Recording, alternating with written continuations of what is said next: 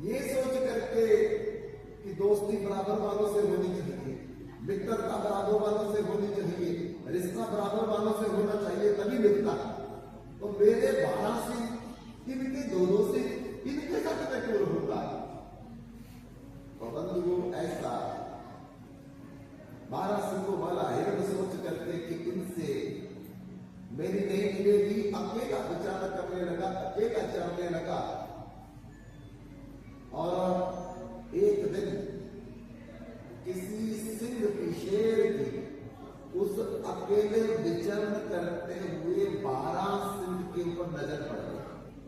और शेर यही देखता है, तेंदुआ यही देखता है, बाघ यही देखता है, कोई हिरण अकेला मिल जाए और वो हमारा भोजन बन जाए। आज अकेला देख लिया, सिंह ने मौका पा करके उसको पकड़ने का प्रयास किया। हिरण ने देख लिया कि ये सिंह मुझे पकड़ने के लिए आ रहा है, दौड़ने लगा। पीछे पीछे सिंह दौड़ रहा है, आगे आगे 12 सिंह वाला हिरण दौड़ रहा है। और बार बार मुड़ के देखता, बार बार मुड़ के देखता है सिंह कितनी दूर है। लेकिन बंधुओं जैसे वो एक नियत स्थान पर पहुंचा तो मुड़ करके देखने लगा, पता नहीं चला आगे झाड़ी या झाड़ियों में जाकर के उसके सिंह बस गए। अब 12 सिंह झाड़ियों में फंस गए, एक को निकाले तो 11 फंस जाए, 2 को निकाले तो 10 फंस जाए। ऐसा उलझ गया, ऐसा उलझ गया कि तब तक शेर आ गया और शेर ने दबोच लिया, नोच नोच करके उसको खा लिया। तब बंधुओं जब वो आखिरी श्वास ले रहा था तो मन में सोचने लगा कि मेरे से बहुत बड़ी गलती हो गई। मैं 12 सिंहों का अभिमान लेकर के अपने मित्रों के साथ न रह करके अकेले विचरण करना शुरू किया और मेरे को मौत की प्राप्ति, मृत्यु की प्राप्ति। अभिमान व्यक्ति को किसी चीज का हो जाए, जीने नहीं देता, नीचे गिरा देता। आप जब अपने घरों की कोड़ियों पर चढ़ते हैं तो कैसे चढ़ते हैं? झुक करके चढ़ते हैं। और जब कोड़ियों से नीचे उतरते हैं तो आकर करके उतरते हैं तो कोड़ियों से नीचे आ ही नहीं सकता। कोई पहाड़ के ऊपर चढ़ेगा तो झुक करके चढ़ेगा, और जब पहाड़ से नीचे उतरेगा तो पकड़ करके उतरेगा, नहीं तो नहीं उतरा जाएगा। तो देखो जो आदमी अकड़ता है वो नीचे की तरफ आता है, और जो व्यक्ति झुकता है वो ऊपर की तरफ जाता है। आप लोग नीचे बैठे हैं बिना डरता, और हम लोग ऊपर बैठे हैं अभिमान। लेकिन जो नीचे बैठता है जमीन पर उसको क्या बोलते हैं? जमींदार, जमींदार बोलते हैं। और जो चौकी के ऊपर बैठेगा उसको क्या बोलेंगे? चौकीदार। और ऊपर बैठने वाला चौकीदार हो गए, नीचे बैठने वाले जमींदार हो गए। बड़ा कौन है? जमीन पर बैठा। तो इसलिए अभिमानी व्यक्ति जो है वो हमेशा छोटा रहता है, नीचे की तरफ जाता है, और विनम्रता वाला व्यक्ति जो है हमेशा सुरक्षित रहता है और ऊपर की तरफ जाता है। जब नदी में बाढ़ आती है तो क्या होता है?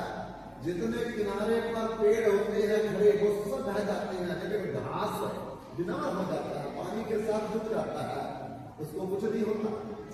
हवा जब चलती है तो सीधे खड़े पेड़ ही गिरते हैं, जो झुके हुए पेड़ होते हैं वो कभी नहीं गिरते हैं। इसलिए आकड़न तो मुर्दे की पहचान है, आकड़न तो मुर्दे की पहचान है। और जो जीवित है उसी में प्राण है। उसमें प्राण होते हैं, और जो अकड़ता है उसको मुर्दा कहते हैं। इसलिए हमेशा नानक नीमा जो चला लगे सकती भाव, जो नानक देव जी कहते हैं जो विनम्र होकर के नीचा होकर के चलता है उसको किसी भी प्रकार की कोई परेशानी नहीं आती। और जो मैं करता है, मैंने बनाया, मेरा घर, मेरा परिवार, मैं सुंदर, मेरा धन, तो बंधुओं बकरा हरदम मैं करता, राम राम को कदे न जपता, ताइयों उतरी खल, तो नीमा हो के चल, नीबी राम दे। अब जो मैं करेगा गर्दन उसी की अलग होती है, इसलिए जितना बिना बन होकर के चलेंगे, छोटा बन करके चलेंगे, उतना ही हमारे लिए फायदेमंद होगा। तो बंधु आज देव ऋषि नारद को अभिमान हो गया कि मैं काम पर विजय प्राप्त करनी है, अब तो मुझे किसी की परवाह नहीं। भगवान शंकर ने भी समझाया, शंभु दीन उपदेश नहीं नारद शोभा। भगवान शंकर ने बहुत ही समझाया, नारद समझ जाओ, ये बात जो तेरे को अभिमान की आई है नुकसान करेगी। पर नारद जी सोचने लगे, देखो ये मेरी सफलता पर खुश नहीं हो रहे, इसलिए ये ईर्षा भाव से मुझे रोक रहे हैं। मैं तो जा करके भगवान को भी बताऊंगा ये बात, और बैकुंठ में जा करके नारद जी भगवान को आज ना नाम किया ना सलाम किया, और सीधा जा करके खड़े हो गए। भगवान मुस्कुरा करके समझ गए कि नारद को अभिमान हो गया है, अब जब तक इस का इलाज नहीं किया जाएगा तब तक नारद को समझ नहीं आएगी। और अभिमान बढ़ाया भगवान ने। जहां लक्ष्मी बैठी थी, लक्ष्मी को इशारा किया कि देवी जरा तुम थोड़ा हट करके बैठ जाओ। भगवान ने इशारा किया तो लक्ष्मी समझ गई, और लक्ष्मी की जगह पर नारद को बिठा दिया। नारद जी मन में सोचते हैं, अब नारायण को भी पता चल गया कि मैं बराबर हो गया हूं, देखो तभी तो मेरे को बराबर बिठाया है। भगवान क्या सोच करके बिठा रहे हैं और नारद जी क्या सोच करके बैठ रहे हैं। तो बंधुओं, नारद जी अकड़ करके बैठ रहे हैं। भगवान ने पूछा कि देवर्षि नारद बताओ, आज वैकुंठ में आपका कैसे पदार्पण हुआ है। और नारद जी से रहा नहीं जा रहा था, जल्दी अपनी बात बताने चाहते थे कि कैसे मैंने हिमालय में ध्यान लगाया, इंद्र ने काम की सेना भेजी पर मेरा कुछ नहीं बिगाड़ सके, और त्राहिमाम करता हुआ काम अपनी सेना को लेकर के वापस चला गया, इसलिए मैं विजयी हो गया। जिस काम को भगवान शंकर जला करके विजय किया था, मैंने जीवित ही उस पर विजय प्राप्त कर ली। भगवान कहते हाँ बहुत अच्छी बात है नारद, ये काम तो तुम ही कर सकते हो और कोई दूसरा नहीं कर सकता है। तो ऐसा करो, आप थोड़ा सा वैकुंठ में भ्रमण करो, और भ्रमण करने के बाद फिर हम लोग दोनों एकांत में बैठेंगे, वार्तालाप करेंगे, विचार विमर्श करेंगे, और तब तुम्हारी पूरी कहानी सुनेंगे।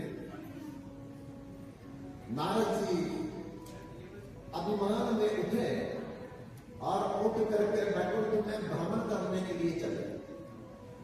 चलते चलते चलते कई बार नारद पहले गए थे वहां और जाते भी हैं, लेकिन अजीबो गरीब एक नगरी देखी, और वो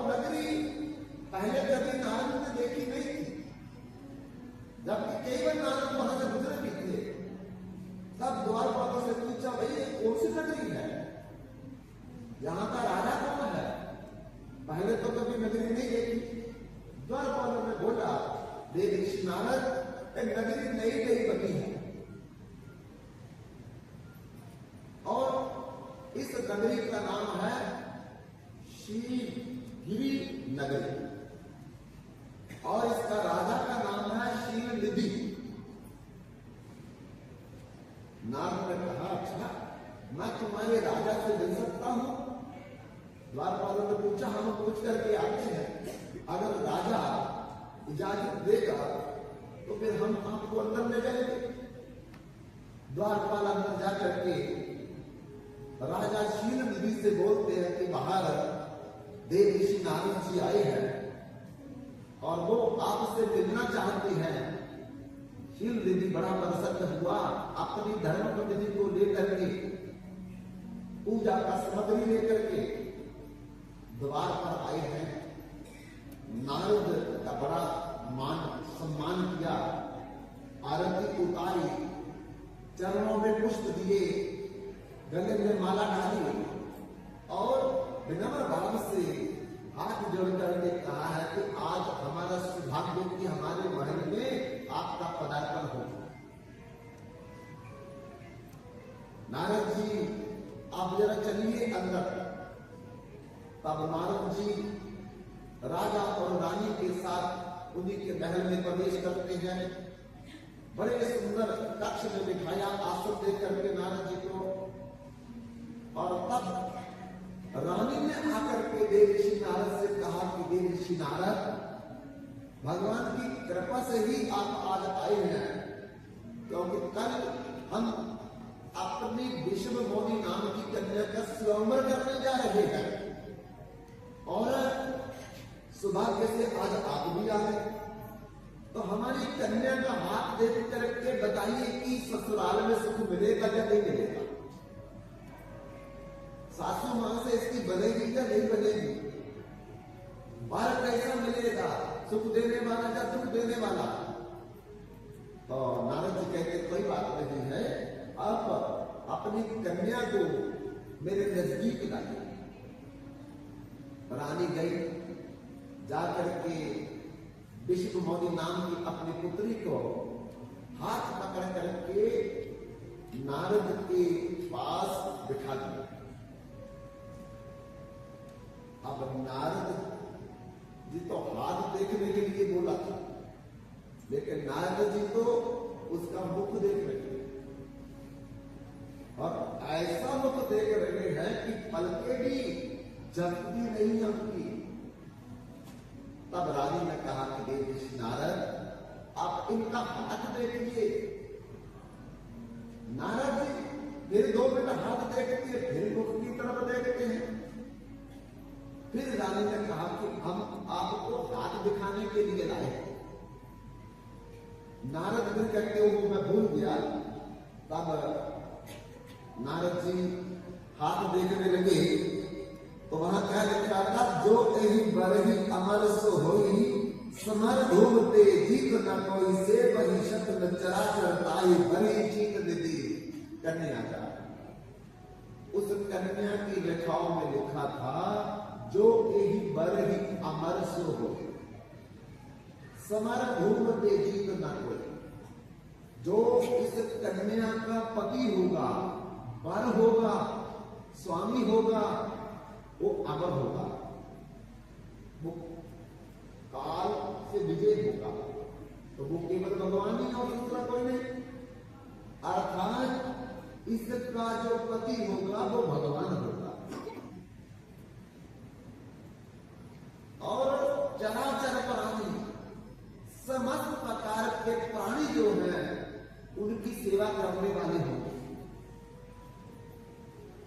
और उन पर कोई भी विजय प्राप्त नहीं कर सकेगा। जो इस कन्या का वर होगा, जिससे इस कन्या का विवाह होगा। लेकिन नारद जी